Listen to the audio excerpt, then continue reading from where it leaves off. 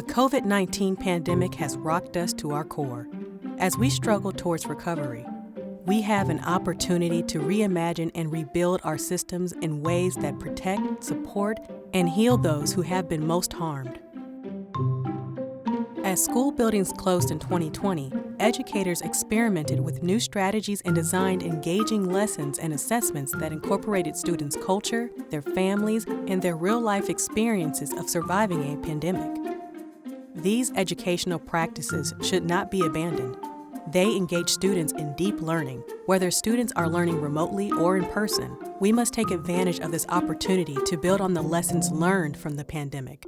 We need an assessment system that builds on students' cultures, knowledge, and experiences, that uses high-quality, authentic classroom assessments every day, throughout the day, as part of the curriculum, and that allows students to demonstrate their learning in a variety of ways, because answering multiple-choice questions is only one very limited way to demonstrate understanding and knowledge. While the Illinois State Board of Education promoted these practices during the pandemic, the push to move to an interim or through-year testing system reverts back to failed policies of the past. Interim testing is a common practice across school districts, but just because it's a common practice doesn't mean it's a good one. Researchers have been studying interim testing for at least a decade, and there is no evidence that it improves teaching and learning.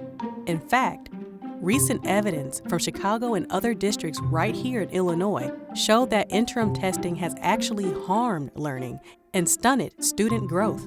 So why are states and districts spending tens of millions of dollars on interim testing programs each year? Everyone can agree that teachers and students need ongoing, timely feedback on student learning to guide their daily instruction. Standardized interim tests have been marketed to meet this need, but they can't. Here's why. First, standardized tests may show that a student or group of students are not doing well on a particular skill, but they can't explain why. Standardized tests don't help teachers understand how students are thinking and processing and where they may be getting stuck.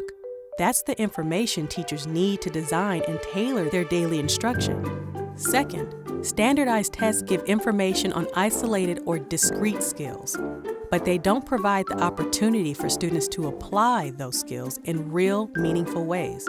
Using standardized test results to drive instruction encourages boring, one skill at a time instruction. Students disengage. Teachers stop teaching the curriculum for days or even weeks to administer tests that are unrelated to their curriculum. This type of shallow, remedial instruction does not promote deep thinking and learning. This is especially harmful to Black and Brown students, which isn't surprising since standardized testing is rooted in racism. Since their creation, standardized testing policies have harmed low-income students of color most, so we cannot rely on them to bring educational equity.